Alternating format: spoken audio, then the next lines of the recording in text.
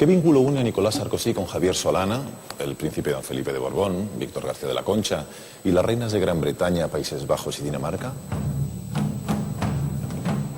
Todos ellos son miembros de la insigne Orden del Toisón de Oro, un vínculo especial y único. Más de 580 años de historia estrechamente ligada a la historia de Europa. La historia del Toisón es la historia de Europa. Sin duda, a mi juicio, es la orden que tiene un prestigio mayor. Yo creo que el Toisón de Oro es el símbolo de Occidente. Ideales caballerescos y de fe, pero también guerras de religión, vicisitudes políticas, luchas dinásticas entre soberanos, periodos de esplendor y periodos oscuros. Grandes avatares por los que ha pasado una orden a la que han pertenecido más de 1200 caballeros. Luces y sombras que la han hecho evolucionar hasta la actualidad, en la que está íntimamente ligada a la corona española y que tiene un claro compromiso con el servicio a la nación. El Toisón tiene tal fuerza simbólica que puede con todo.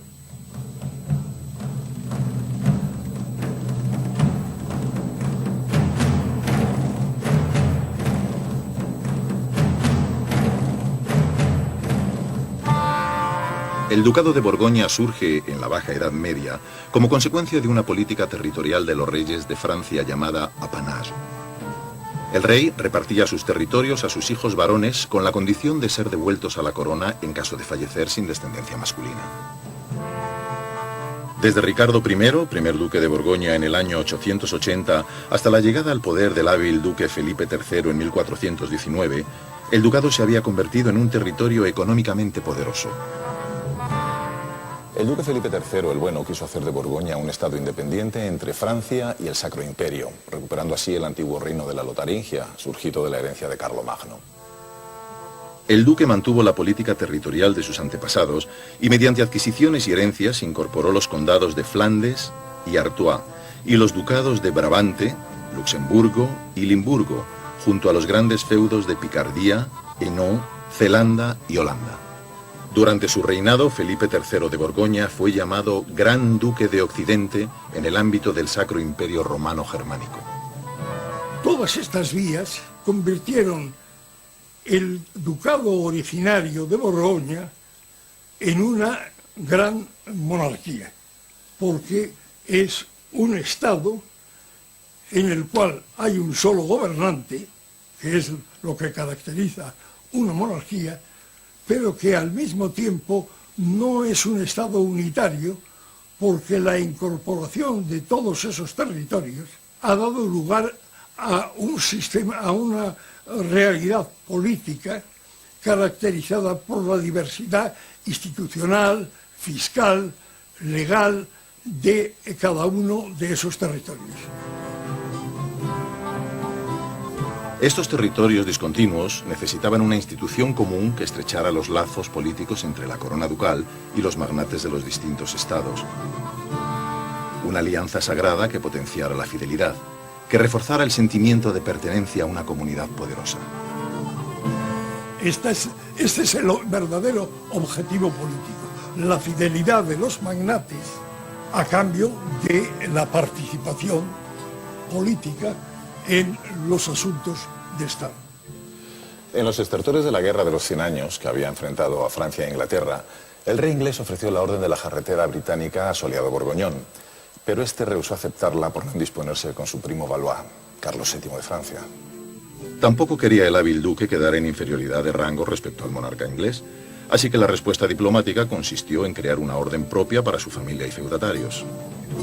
En 1430, con motivo de sus terceras nupcias con Isabel de Portugal, el duque Felipe III el Bueno creaba la Orden del Toisón de Oro, basada en los ideales de las antiguas órdenes de caballería.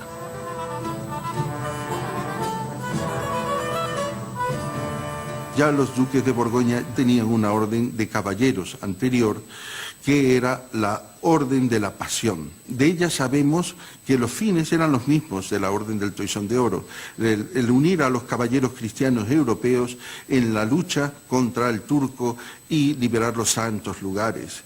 Esa orden, que fue el precedente directo al Toisón, también se complementó en su protocolo y todo su empaque, se inspiró en otra orden muy temprana de caballeros que era conocida como la Orden del Dragón, que tenía como insignia un dragón que se mordía la cola y una cruz flameada de flamas que le atravesaba. En el fondo son todos símbolos que se refieren a San Jorge, el patrón de la caballería.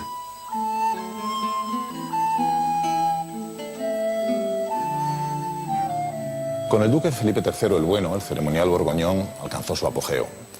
Riguroso, lleno de majestad, debía reflejar la grandeza del soberano, su carácter casi sagrado y la enormidad de su magnificencia y amparo. Todo debía tener su explicación.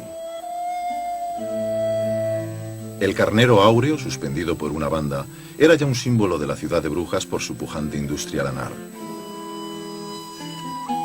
Con la elección del Bellocino, rescatado por los tripulantes de la nao Argo, el duque destacaba, además, la audacia de los navegantes portugueses en sus recientes singladuras oceánicas, así como la nueva vocación marinera de Borgoña desde sus puertos de los Países Bajos. La cultura en la que surge el Toisón de Oro, que es una cultura quizá no tanto renaciente todavía como bajo medieval, tiene unas características bastante peculiares. Revive un sueño perfectamente muerto y enterrado, que es el de la primera caballería medieval, que desaparece prácticamente en el siglo XI y de la que en el siglo XII no quedan cenizas. Y no se puede entender sin aludir a la necesidad que analizó muy brillantemente Huizinga del embellecimiento de la vida, de la creación de unas pautas suntuarias acordes a la dinámica pseudorregia de los duques de Borgoña y a toda una serie de factores de reunificación política que juegan un papel de primer orden en la institución de la orden.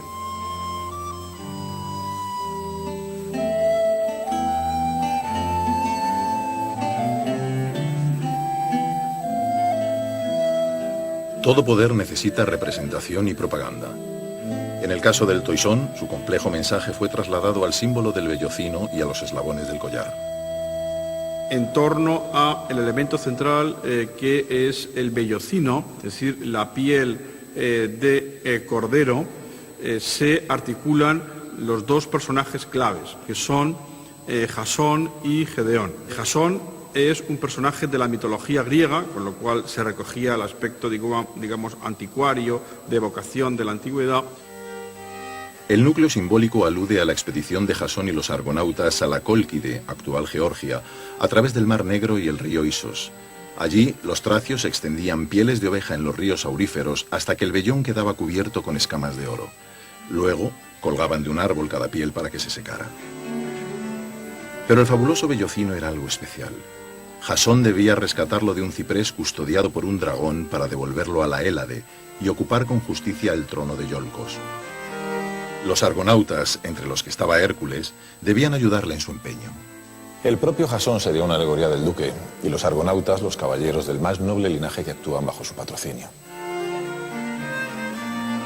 Las llamas que rodean el pedernal que ensambla los eslabones del collar son el símbolo de Prometeo, garante último del mítico bellocino, pero también una representación de la divisa del duque: hiere antes de que surja la llama. Al origen griego del símbolo se añadió enseguida otro cristiano, y de esta manera entró Gedeón a formar parte de la iconografía de la orden. Este humilde pastor, convertido en juez de Israel, había pedido a Yahvé que mostrara su favor dejando caer rocío sobre una piel de cordero antes de atacar con solo 300 hombres al ejército de los madianitas. Con Jasón y con Gedeón tenemos la antigüedad clásica y la antigüedad cristiana como fundamento de esta orden, simbolismo de esta orden caballeresca. A ello hay que sumar la figura de San Andrés, patrono de Borgoña, que pasa a ser también patrono de la orden que fue martirizado en una cruz en forma de aspa, ¿no? Por eso la cruz de San Andrés o las aspas de San Andrés es otro de los elementos esenciales de la simbología de la Orden del Toisón de Oro. Por esta razón, la B de Borgoña aparece doble en los eslabones del collar formando un aspa, signo del martirio del apóstol. Utilizar a Hércules y a Jasón como elementos de referencia junto al aspa de San Andrés a las B de Borgoña para engarzarlo todo en un collar que simboliza la máxima dignidad posible y que con Carlos V ya diáfanamente es más importante que la jarretera, constituye una operación de una gran carga simbólica. Por último, el rocío de Dios, representado por las vedijas blancas sobre la piel del cordero, quedó como símbolo de la pureza de la Virgen María, a quien se consagraba la orden. Puede decirse que, en cierto modo, la Orden del Toisón representa una estructura piramidal, en cuanto que está creada y puesta al servicio del duque. Pero un bello ideal, un ideal caballeresco, exige de unas bellas formas que lo manifiesten. Y ahí es donde entra la estética del Toisón.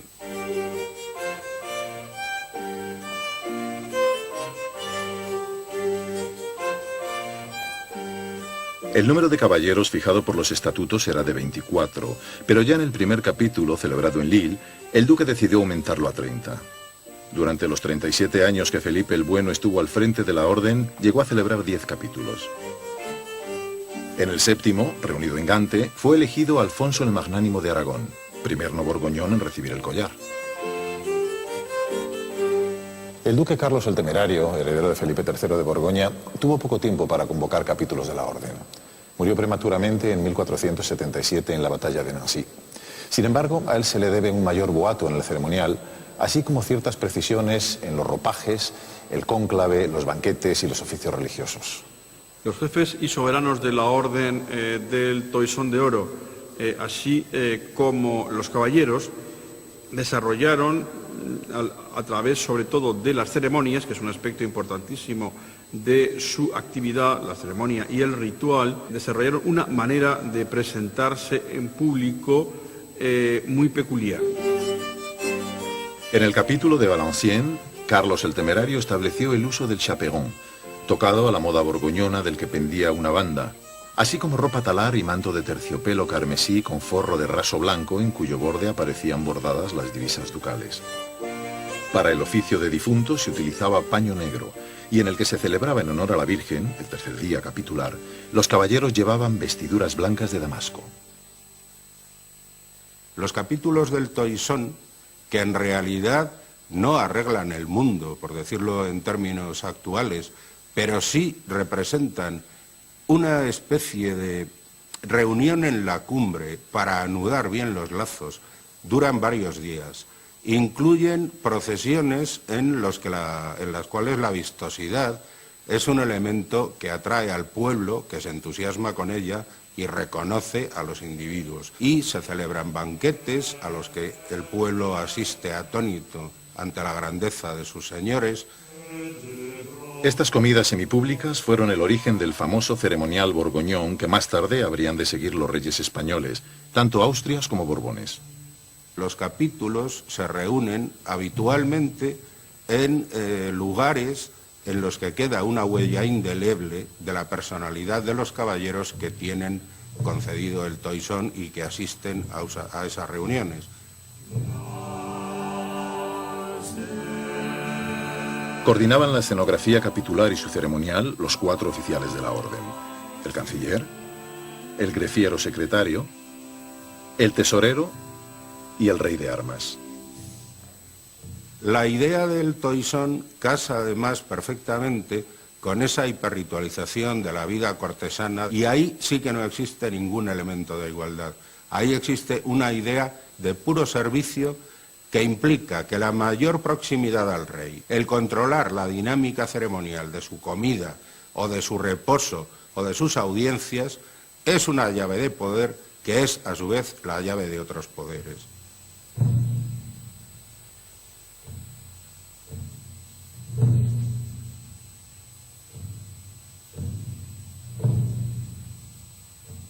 Con la muerte sin descendencia masculina de Carlos el Temerario en la batalla de Nancy, el sistema de apanage hizo que la Borgoña francesa revirtiera a la corona de Francia. Luis XI se había salido con la suya.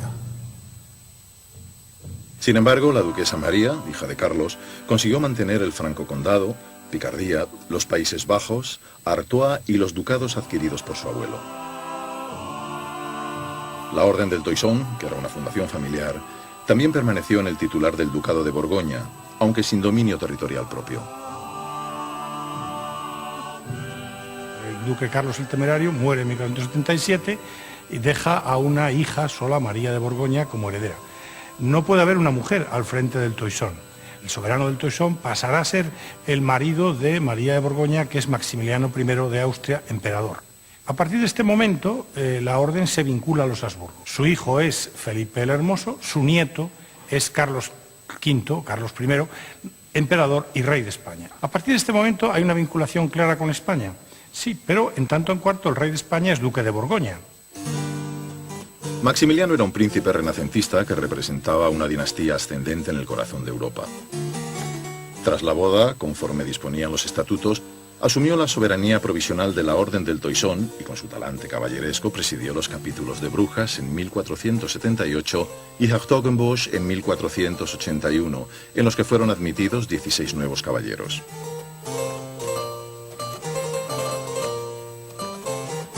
Tras ceñir la corona imperial, dejó a su primogénito al frente de la orden, por ser el nuevo titular del Ducado de Borgoña.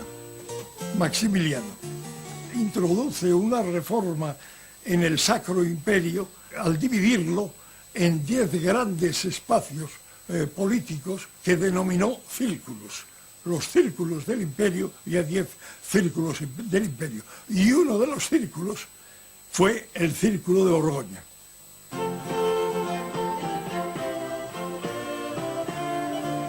El heredero de Maximiliano y María, Felipe de Habsburgo y Borgoña, futuro rey de Castilla y apodado el Hermoso, fue proclamado soberano de la Orden del Toisón de Oro a los 6 años.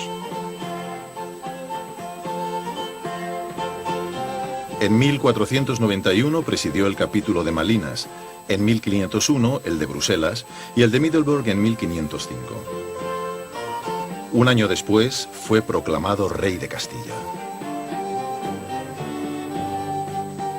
Desde Alemania se conoce como el Círculo de Borgoña, es lo que se conoce en el occidente como los Países Bajos.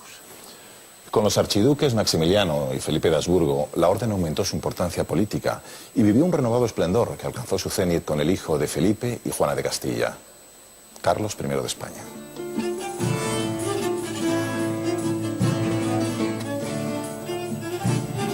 Carlos de Gante heredó los territorios de sus abuelos paternos y cuando alcanzó la mayoría de edad a los 16 años, como duque titular de Borgoña, convocó su primer capítulo del Toisón en la Catedral de Santa Gúdula de Bruselas.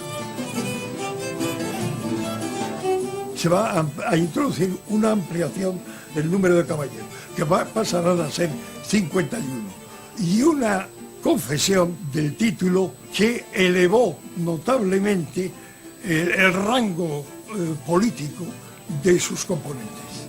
El emperador no tenía ningún problema en elegir a ninguna persona de cualquier calidad porque no había ningún título superior al suyo que prevaleciese frente al título imperial. Cuando el nieto de los reyes católicos y los duques de Borgoña había jurado ya los reinos de Castilla y Aragón y acababa de hacerlo en Barcelona con los fueros catalanes, convocó el famoso capítulo de 1519 en la ciudad condal, el único celebrado en territorio español. Según los estatutos de la orden, tras el primer banquete ceremonial, el soberano y los caballeros cabalgaban unidos en procesión hasta la iglesia, en cuyo coro les esperaban sus sitiales armoriados. Las crónicas hablan mucho en Barcelona de cómo se reunieron estos grandes monarcas y cómo incluso entraron por la puerta, no la principal porque no existía en aquel entonces, sino la puerta secundaria de San Ivo.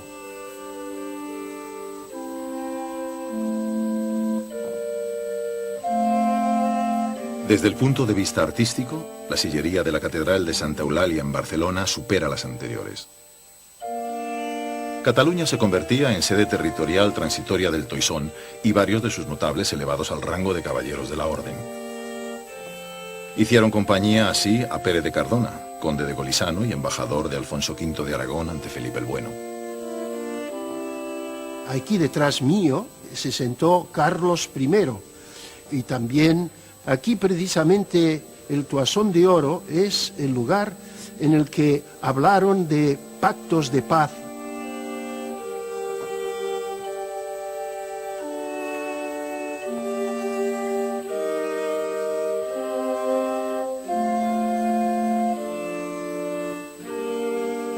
Aún no habían concluido los fastos ceremoniales del capítulo cuando Carlos recibió la noticia de su elección como sacro emperador romano germánico.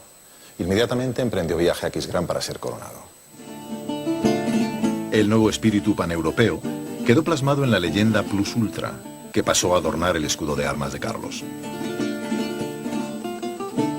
Se puede decir que la Orden del Toisón de Oro perdió parte de su importancia política cuando Carlos de Habsburgo, Borgoña, Castilla y Aragón ciñó la corona imperial, que pasó a ser el elemento aglutinador de sus estados, aunque el valor simbólico del mítico vellocino de oro quedó reforzado como una dignidad cada vez más valiosa.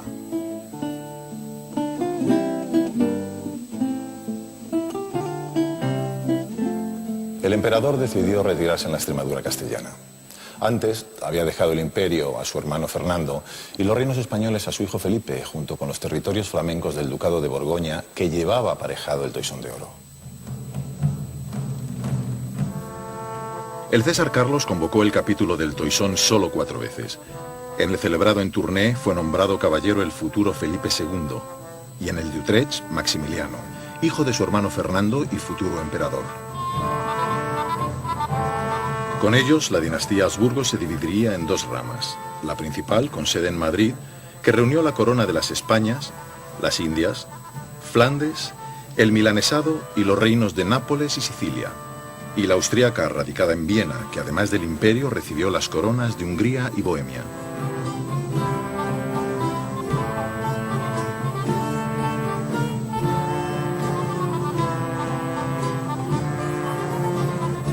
Tras la abdicación de su padre, el emperador, el joven Felipe de España tomó posesión de la Orden del Toisón como soberano. Durante su estancia flamenca, el entonces también rey consorte de Inglaterra convocó 2 capítulos, uno en Amberes y otro en Gante. Los desencuentros entre el nuevo soberano y sus súbditos, especialmente flamencos, se hicieron pronto patentes. Felipe no hablaba francés, y tampoco flamenco ni alemán, solo español, lo que reducía mucho su campo de expresión. Durante el 23º capítulo las diferencias se hicieron irreconciliables. Como era costumbre, se procedió a examinar la conducta de los caballeros en pie de igualdad, incluido el soberano. No salió bien parado don Felipe, quien estando casado con la reina inglesa mantenía amoríos con otras damas. La idea del Toisón se aviene perfectamente en un primer momento con esa idea de que el príncipe no domina de manera absoluta entre sus casi iguales, sino que tiene que avenirse un tanto a la idea de recibir las críticas y las opiniones de estos.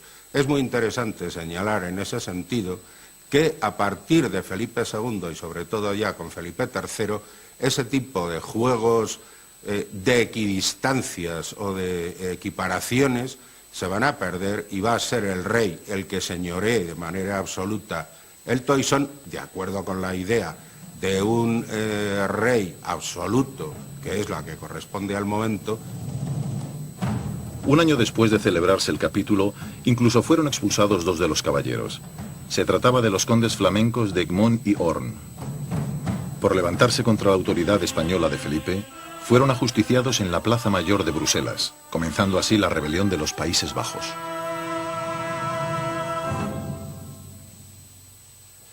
Felipe II se desencantó de Europa donde no era comprendido. Los protestantes le hacían frente y los caballeros del Toisón le acusaban de favorecer a los castellanos. Con intención de reconducir la situación, regresó a España y nunca más volvió a abandonarla. Una vez asentado en Madrid, el monarca tomó una de sus primeras grandes decisiones, precisamente la que habría de cambiar la naturaleza de la orden. En adelante no serían los caballeros reunidos en capítulo quienes decidieran la incorporación de los aspirantes, sino el propio soberano como una muestra de su aprecio.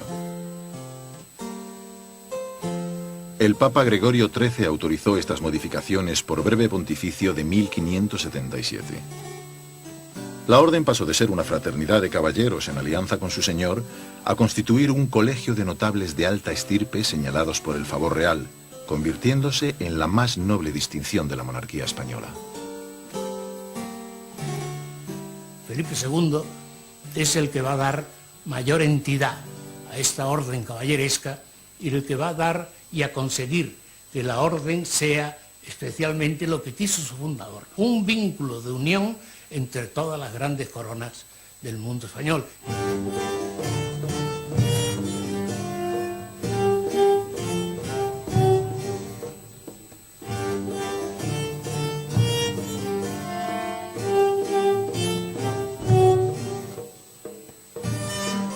Durante los sucesivos reinados del siglo XVII se siguió respetando la proporción de nombramientos entre las nacionalidades históricas de la monarquía. Es decir, un cuarto de españoles y otros 3 de flamencos, italianos y centroeuropeos. La suma de los collares que concedieron los Austrias menores es de 324, 62 durante Felipe III, 114 con Felipe IV y 148 con Carlos II. Sin embargo, la sede del Grefierato no se trasladó a Madrid, sino que se mantuvo en Bruselas, donde permaneció custodiado el tesoro de la orden.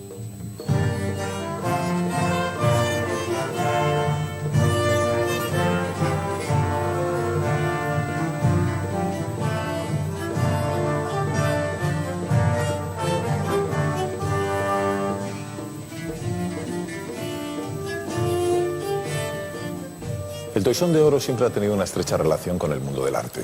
Tapices, pinturas, esculturas, armaduras decoradas.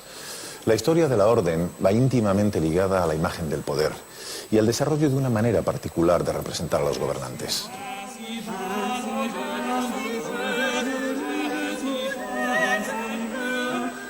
Podemos hablar de 3 tipos de retratos. Un retrato sería el retrato armado, el retrato del rey con armadura, que es muy habitual en la iconografía de los reyes de la Casa de Austria y también en la Casa de Borbón en España. Con eso se alude al aspecto de guerrero y caballeresco que tiene el rey, y habitualmente esos retratos aparece la armadura y encima de la armadura aparece el vellocino, aparece el cordero como elemento esencial de la simbología de la Orden del Toisón de Oro.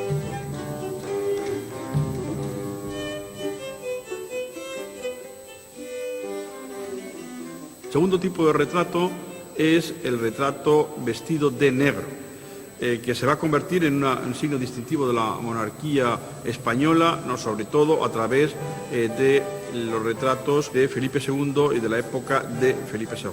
Pero ya Carlos V también se había representado en negro, y la moda surge en la corte de Borgoña, en el siglo XV, cuando Felipe el Bueno, fundador de la orden, Carlos el Temerario, se retratan habitualmente por grandes maestros como Van der Weyden, vestidos de negro, destacando el collar o el vellocino dorado sobre ese fondo negro.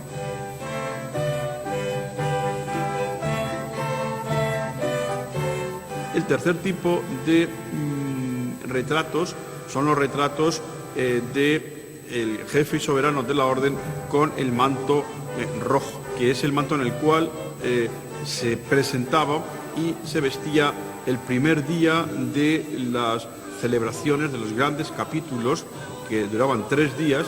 El primer día el jefe y los caballeros se colocaban el manto rojo con armiño blanco, el segundo día vestidos de negro y el tercer día iban vestidos de blanco.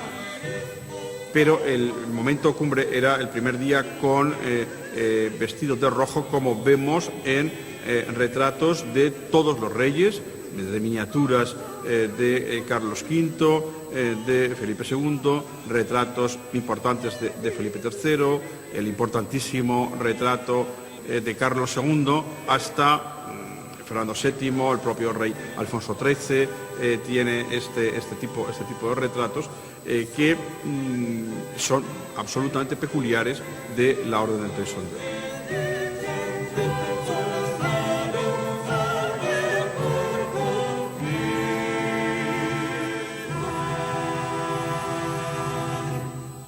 En la Paz de Nimega de 1678, la monarquía española perdió el Franco Condado, última parcela del ducado histórico de Borgoña dentro de territorio francés.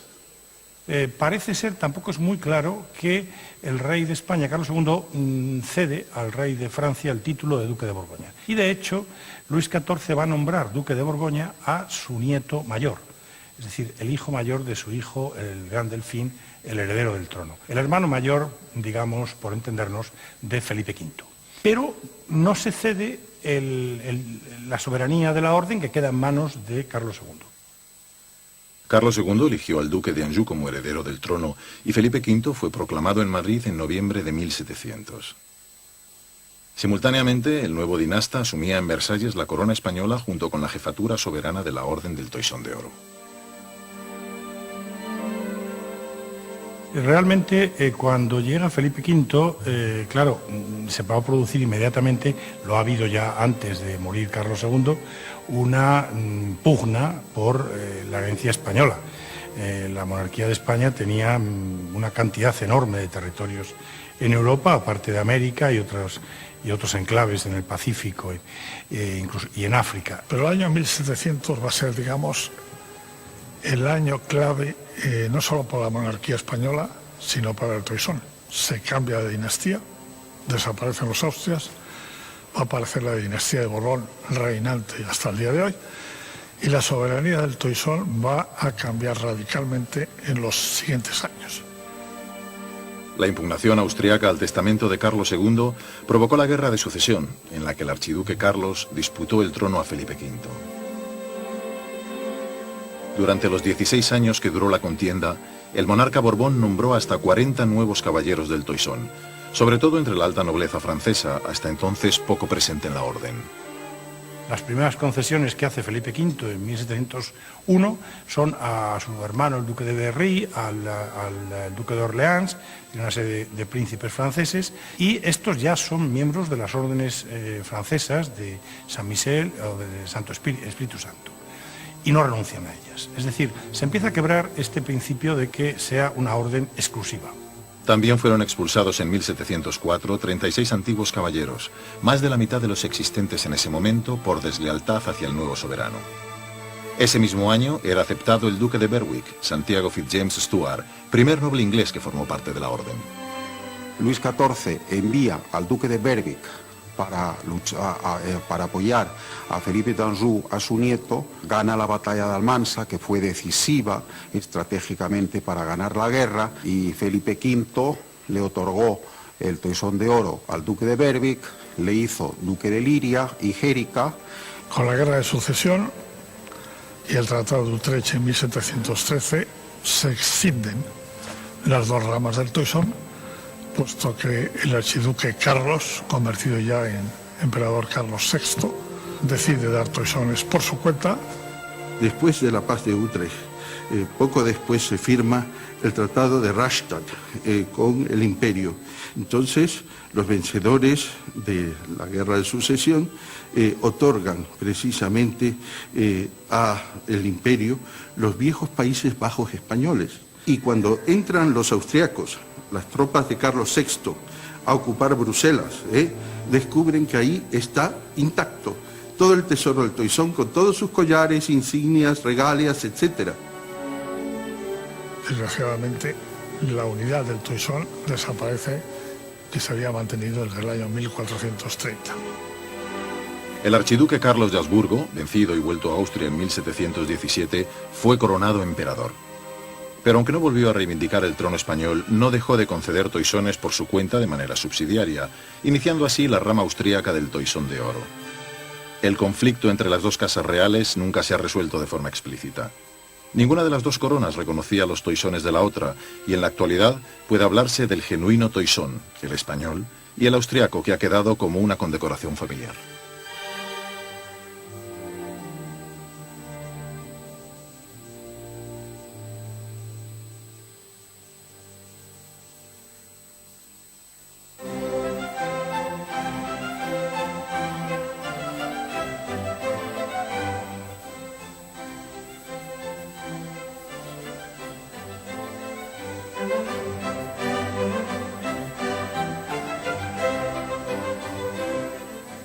Lo más destacable en la evolución histórica de la Orden del Toisón durante el siglo de las Luces, y una vez que Felipe V lo asimilara inequívocamente al ejercicio efectivo del trono español, fue la creación en 1771 de la Real y Distinguida Orden Española de Carlos III. Esta nueva orden, que cumplía un papel más protocolario y menos exigente, moderó las concesiones del Toisón de Oro e hizo que éstas quedaran reservadas para personas de sangre real o muestras del real aprecio. La Orden del Toisón de Oro española subía así un nuevo peldaño en importancia y prestigio. La Orden del Toisón estará por encima, será una orden prioritaria, tendrá una dignidad mayor.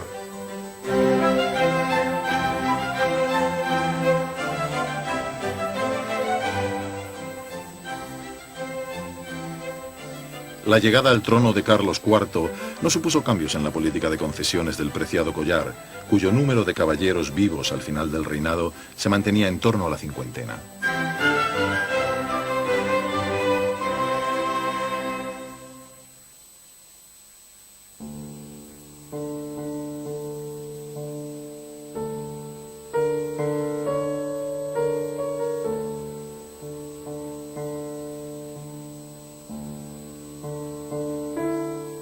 La transformación de la Revolución Francesa en imperio personal de Napoleón Bonaparte tuvo también consecuencias en la centenaria historia del Toisón.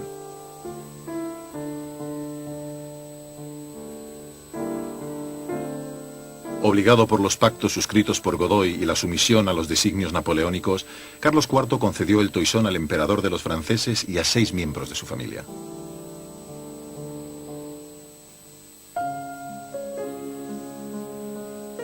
Los toisones fernandinos a los monarcas protestantes y al zar ortodoxo empiezan a transgredir las centenarias ordenanzas del Toisón. Quizá una de las transgresiones más importantes de la concesión del Toisón de Oro fue la concedida por las Cortes de Cádiz en 1812 al Lord Wellington.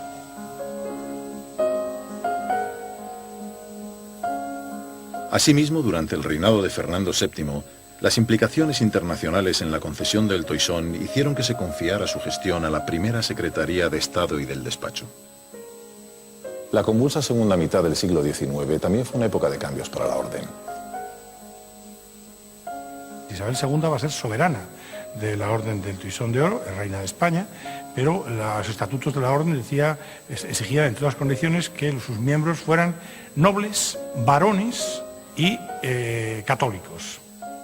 La realidad es que en el siglo XIX va a haber, a partir de Wellington, protestantes, va a haber mujeres, como es el caso de Isabel II, va a haber momentos que no se cumple el requisito del número, y va a haber una dependencia muy directa de los intereses del rey por encima de lo que pueda decidir el conjunto de la Orden y de lo que regulan unos estatutos centenarios.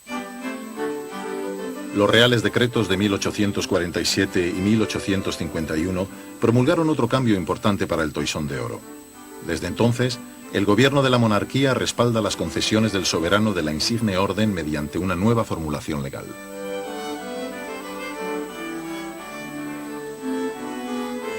Destronada Isabel II en 1868, el trono de España queda vacante y asume la regencia el general Serrano.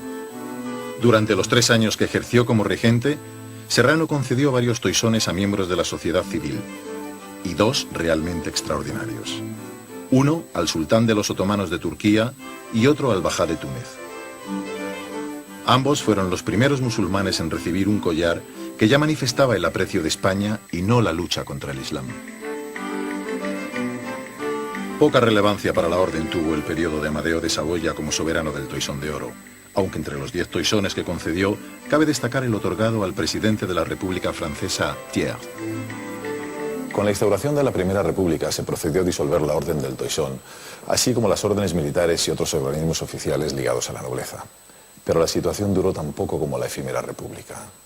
Con la proclamación de Alfonso XII se reinstaura la Orden del Toisón en España, y Alfonso XII lo hace con todos sus privilegios, honores, estatutos antiguos. Inclusive hasta se hace retratar con los ropajes de soberano del Toisón.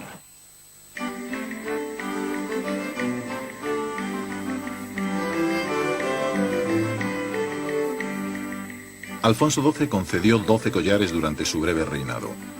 6 españoles y 6 extranjeros, incluidos el Kaiser de Alemania y el presidente francés MacMahon. Entre los españoles figuraron sus íntimos amigos aristócratas que le ayudaron a recuperar la corona para los Borbones: Cheste, Molins y Sexto. También lo recibió el artífice de la restauración, Antonio Cánovas del Castillo. Con ellos, el número de caballeros creció de nuevo hasta alcanzar los 63.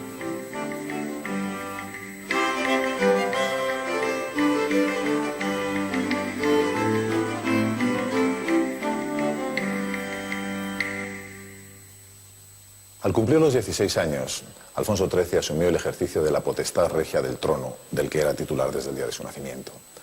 Como hijo de un Habsburgo y un Borbón, las dos dinastías soberanas de la Orden del Toisón, y siendo descendiente directo de la Casa de Borgoña, estuvo profundamente ligado a la Orden, a la que sin duda concedió mucha importancia. Alfonso XIII tenía el convencimiento de que era el duque de Borgoña.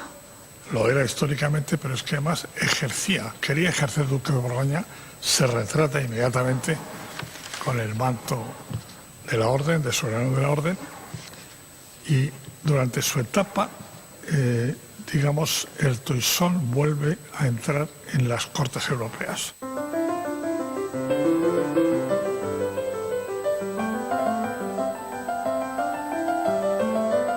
Don Alfonso no otorgó el collar a sus hijos varones el día de su bautizo, como venía siendo habitual, sino que se reservó para cuando tuvieran uso de razón y pudieran comprender el valor simbólico del mítico vellocino como guía de conducta para un caballero de honor.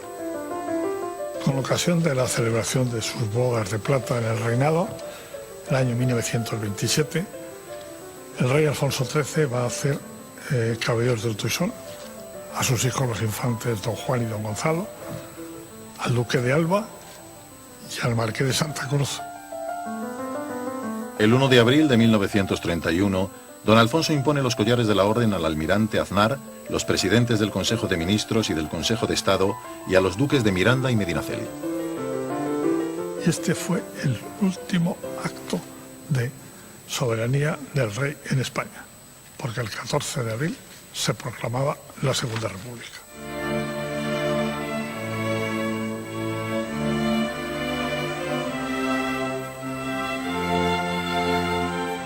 Fue su última ceremonia en el Salón del Trono y la postrera como soberano de la Orden del Toisón.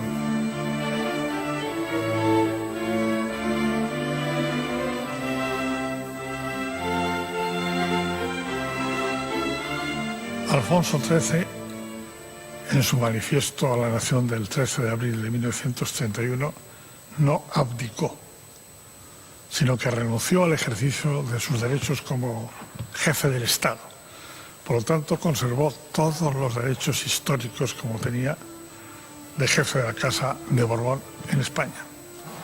Por eso, en el exilio, el rey Alfonso XIII no hizo ningún acto de soberanía, puesto que quería respetar la legalidad. Desde su partida de España hasta su muerte en el exilio romano, don Alfonso no volvió a conceder ningún collar. En 1941 abdicaba en su hijo Juan, quien se convirtió en rey de España en el exilio y jefe de la Casa Real. Don Juan de Borbón, ya conde de Barcelona, solo hizo una serie de concesiones en la etapa de los años 60. La primera, muy importante, porque fue un acto de soberanía, fue la concesión del Toisón al rey Balduino, que se casaba en diciembre de aquel año con una dama de la nobleza española, Fabiola de Mora y Aragón. Don Juan le concede al rey Balduino el collar por un doble motivo, porque es el rey en cuyos territorios se había fundado la Orden del Toisón de Oro en 1430, y porque además se casaba con una dama española, lo que no ocurría desde la época de Luis XIV. Bueno, pues este es un hecho muy importante que indica la voluntad política de don Juan de ejercer sus derechos de soberanía como duque de Borgoña.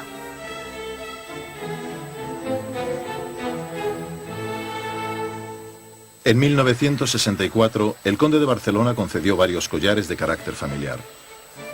Los recibieron don Carlos de Borbón, duque de Calabria y jefe de la Casa Real de las dos Sicilias, el duque Roberto de Parma y los reyes Pablo y Constantino de Grecia.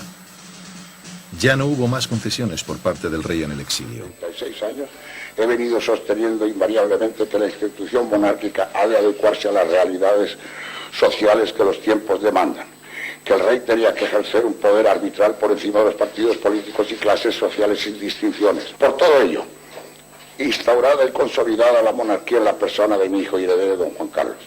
2 años después de la subida al trono de Juan Carlos I de España, don Juan transmitió a su hijo la jefatura de la casa y con ella la potestad soberana de la Orden del Toisón de Oro. Majestad, por España, todo por España. ¡Viva España! ¡Viva el rey!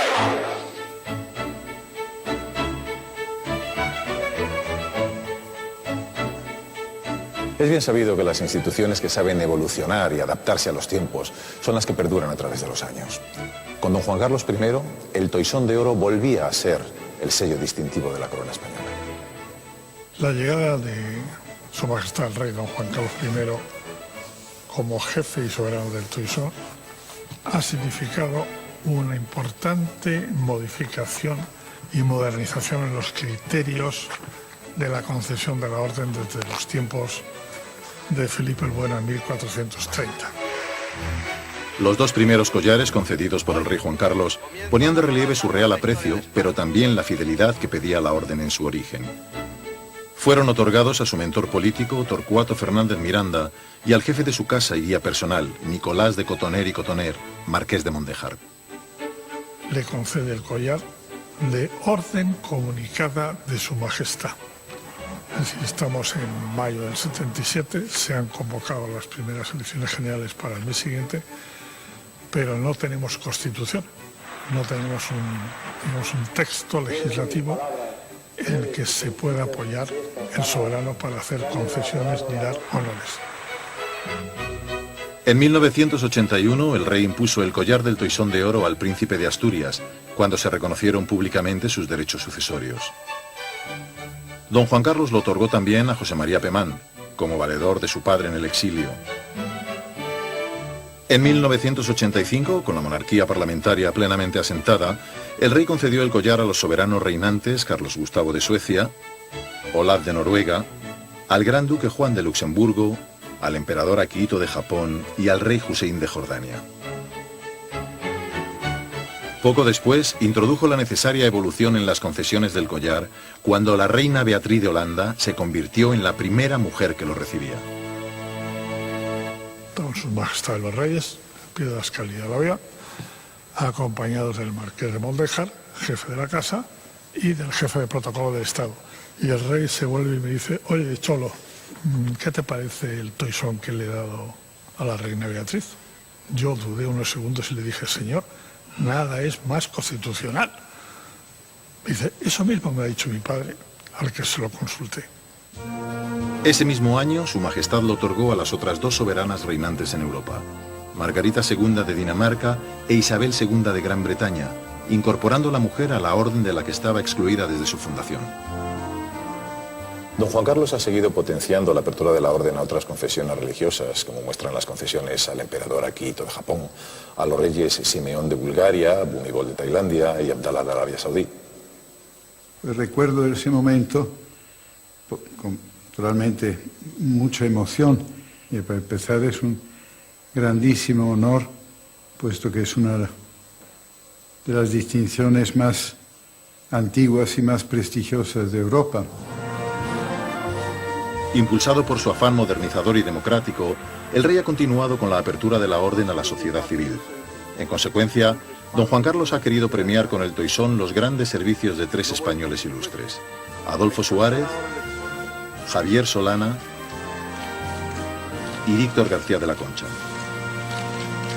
En el decreto de concesión del toisón, y antes en la comunicación personal, el rey subrayó que esa concesión se hacía, entre otras cosas, por el servicio que yo, como director de la Academia y presidente de la Asociación de Academias, había prestado a la unidad de la lengua. El toisón, el reconocimiento, es por el servicio a la monarquía, por el servicio a España, se haga donde se haga.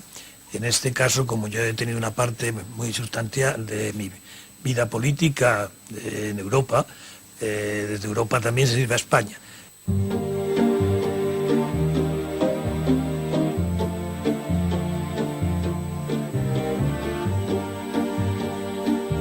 La historia del toisón es la historia de Europa. Ya desde la creación por el duque Felipe el Bueno, en entonces Borgoña no era en sí misma un territorio, digamos, poderoso, pero sí lo era políticamente. De manera que, en cierto modo, vuelvo a repetir, hablar de la historia del Toisón es hablar de la historia de Europa. Podríamos decir que es la más europea y en eso mismo, pues para mí me produce una enorme satisfacción de hacer parte de ella, puesto que yo mismo soy un europeísta convencido. El hecho de que Su Majestad el Rey Juan Carlos sea el soberano al mismo tiempo de la Orden del Toisón de Oro, pues está reforzando esa proyección europea y esa posición de España en la historia de Europa. En 2012, Su Majestad don Juan Carlos I impuso el collar de la Orden del Toisón de Oro a Nicolás Sarkozy por su empeño en la lucha contra el terrorismo etarra, retomando al mismo tiempo la tradición de otorgar el Toisón de Oro al presidente de una nación amiga tan ligada a España como Francia.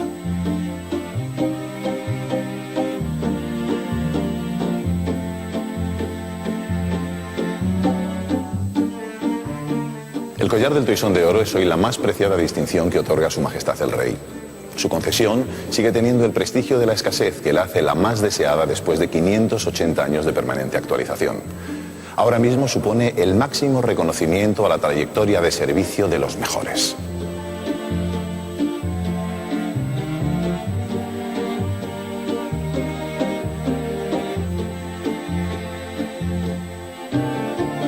Yo personalmente tengo una gran ilusión respecto del futuro de la Orden del Toisón de Oro y especialmente de la española. El Toisón es una orden de collar y fe, como dicen los estatutos, pero efectivamente tiene un carácter dinástico muy marcado.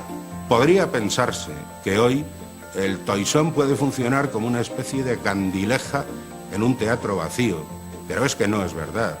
Representa la luz de la tradición, el reconocimiento de un pasado y la dignidad, en cierto modo, de un presente. Debería ser sin duda la más importante de las condecoraciones que otorga el Rey de España, como de hecho es. Creo que en España, en ese sentido, en los años futuros nos harán ver un engrandecimiento de la Orden del Toisón. El futuro del Toisón está no solamente en las concesiones a personas de la sociedad civil, sino a presidentes de repúblicas muy vinculados a España, porque no podemos poner límites en el futuro a las concesiones del Toisón.